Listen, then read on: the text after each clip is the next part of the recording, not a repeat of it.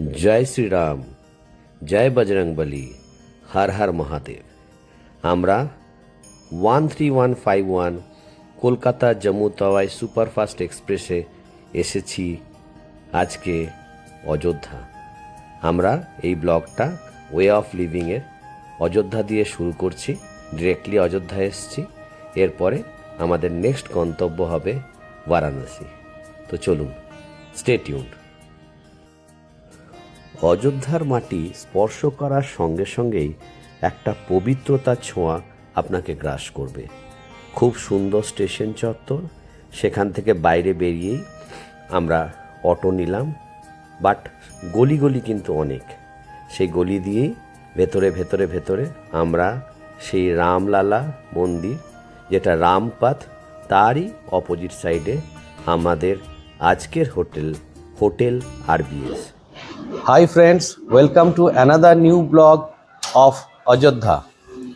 তো আমরা অযোধ্যা চলে এসেছি, সেই রামনগরী।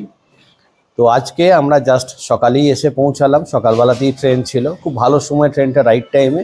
এবং এখানে আমাদের কোনো হোটেল বুক করা ছিল না, বাট অনেক কটাই রেকমেন্ডেশন ছিল, এবং তারপরে সে রেসপেক্টে এইখানে হোটেল RBS-এ আমরা উঠেছি। তো খুব সুন্দর।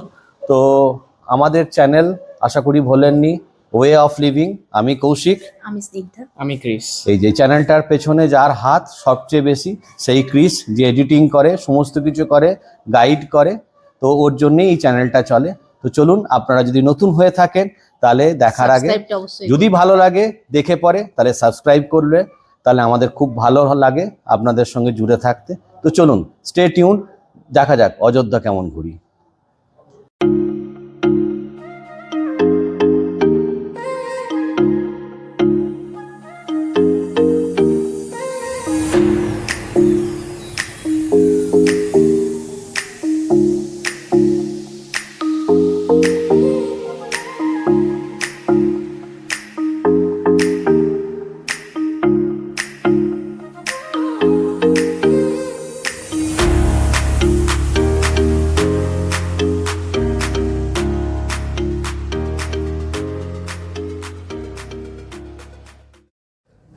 এখানে বলা হয় রামলালা দর্শনের আগে হনুমানগড়িতে হনুমানজির কাছে পারমিশন নেওয়া হয়, এবং হনুমানজির পারমিশন মানে দর্শন করেই রামলালার উদ্দেশ্যে যাত্রা করলে যাত্রা সফল হয় এবং তাড়াতাড়ি হয়। তো চলুন দেখা যাক, আগে হনুমানগড়িতে প্রবেশ করি, হনুমানজির কাছ থেকে এখানে কথা মতো ওনার পারমিশন নিই, তারপর দেখা যাক রামলালার দর্শন কতটা তাড়াতাড়ি করতে পারি। চলুন, সঙ্গে থাকুন। जय हनुमान ज्ञान गुण सागर, जय कपीस तिहु लोक उजागर, राम दूत अतुलित बल धामा, अंजनी पुत्र पवन सुत नामा, महावीर विक्रम बजरंगी, कुमति निवार सुमति के संगी, कंचन बरन विराज सुबेसा, कानन कुंडल कुंचित केसा। जय हनुमान जय हनुमान, हाथ वज्र और ध्वजा विराजे, कांधे मूंज जने। খুব সুন্দরভাবে হনুমানগড়িতে হনুমানজির দর্শন এবং ওনার কাছ থেকে পারমিশন আশা করি নিশ্চয়ই পেয়েছি। এবারে যাচ্ছি রামলালার উদ্দেশ্যে। এই হচ্ছে সেই বিস্তীর্ণ প্রবেশ পথ, এবং সত্যি খুব খালি লাগছে। হতে পারে ভালো করে হনুমানজি পারমিশন দিয়েছেন, এবং এখানে এত সুন্দরভাবে SOP মেনটেন করে, এত সুন্দরভাবে গাইড করে দেওয়া হচ্ছে যে আপনার কোনো অসুবিধাই হবে না। আমাদের এই ভিডিওগ্রাফিটা সেকেন্ড গেট অবধি অ্যালাউড থাকবে, এবং একবার আপনি প্রবেশ করলে অটোমেটিক্যালি আপনি এগিয়ে এগিয়ে যাবেন। এবং মন্দিরটা কিন্তু একটু ভেতরে, এবং আঁকা বাঁকা পথও আছে, পরের দিকে স্ক্যানও করা হবে, এবং মাঝখানে যা যা প্রয়োজন, ফার্স্ট এড থেকে শুরু করে, জল থেকে শুরু করে সমস্ত রকম কিন্তু ব্যবস্থা এনারা করেছেন। এরপরে ব্যাগ রাখার জায়গা থেকে, কেউ যদি চটি পরে এসছেন, চটি জুতো রাখার জায়গা থেকে, সব কিছুই কিন্তু খুব সুন্দরভাবে ওনারা কিন্তু এই জায়গাটাকে মেনটেন করেছেন। অপূর্ব সুন্দর, দারুণ মন্দির। সো বন্ধুরা, আমরা যেরকম আজকে হনুমানগড়িতে পারমিশন নিয়ে বজরংবলীর পারমিশন নিয়ে রাম মন্দিরে এসেছিলাম, খুব সুন্দরভাবে দর্শন করলাম, ফাঁকা। এটা কিন্তু আনএক্সপেক্টেড ভিআইপি দর্শন। এবং যেটাকে বলা হয় সেই সুগম দর্শন, ভিআইপি দর্শনের মতো। তো খুব ভালো দর্শন করলাম। এটা ওপরওয়ালার কৃপা ছাড়া তো আমি কিছু মনে করি না। অবশ্যই মনে ভক্তি থাকতে হয়, আর তার সঙ্গে ওপরওয়ালার কৃপা থাকতেই হবে। আর এখানে আসুন, এত ভালো লাগবে যে পুরো মনটাই একটা অন্যরকম হয়ে যাবে। ধরুন আমি বিস্তারিত আমার মাঝে ব্লগের মধ্যে ডিটেলসে বলেছি। তো চলুন, আমার সবারই কাছে রিকোয়েস্ট থাকবে একবার অতি অবশ্যই আসুন আর এই রাম মন্দির দর্শন করে যান।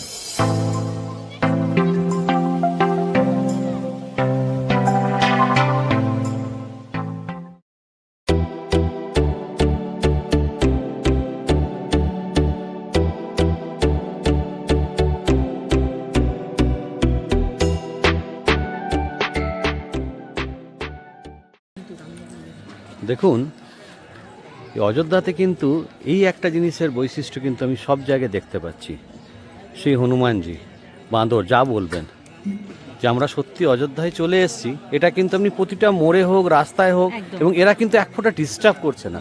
আমরা অনেক জায়গায় গিয়ে দেখতে পাই যে অনেক সময়তে আমরা ডিস্টার্ব হচ্ছি, সেরকম মানে পাশ দিয়ে পেরিয়ে যাচ্ছি, কারোরই শুনিনি যে কাউকে ওরা করে না। খুব সুন্দর, মানে একটা অন্যরকম ভাইবস পাচ্ছি। রাস্তায় চলছি, একটা অন্যরকম ভাইবস কিন্তু পাচ্ছি। হনুমানগড়িতে তো পেয়েছি, হ্যাঁ, মানে রামের এটা বোঝা যাচ্ছে। আমরা তো শুরুই করেছি হনুমানগড়ি দিয়ে।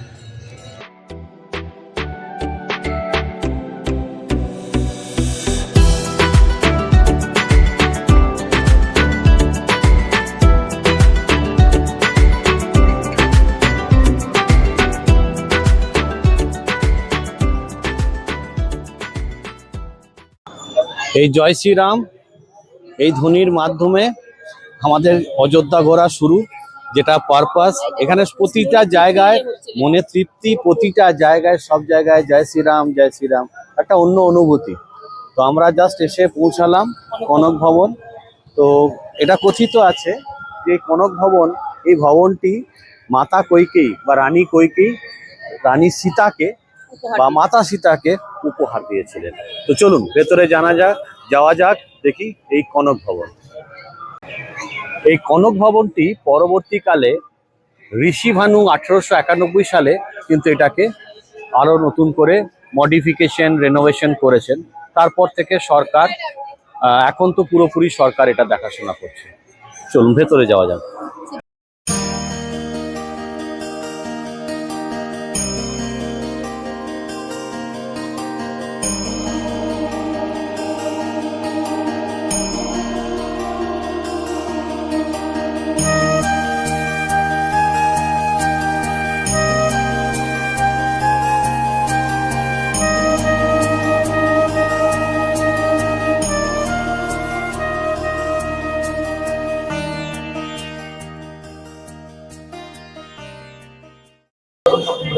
আমরা চলে এসেছি দশরথ মহল, সেই পবিত্র স্থান যেখানে শ্রী রামচন্দ্র তার বাল্যকাল কাটিয়েছেন।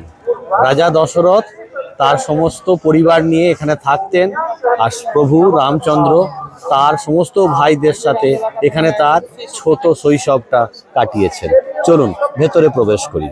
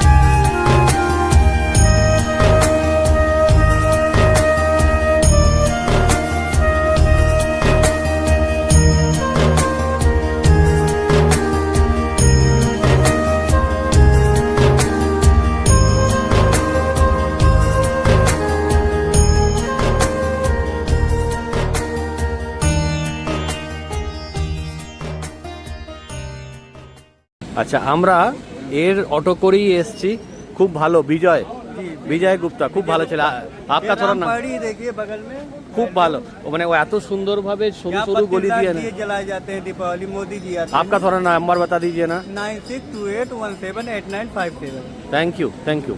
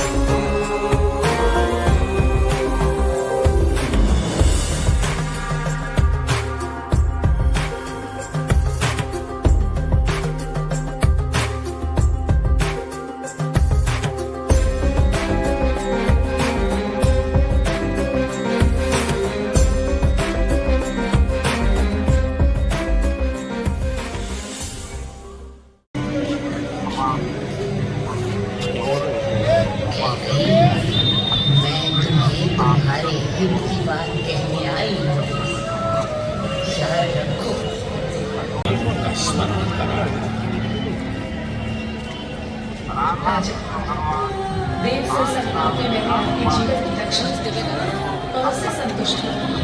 आपने मुझे 2 दिन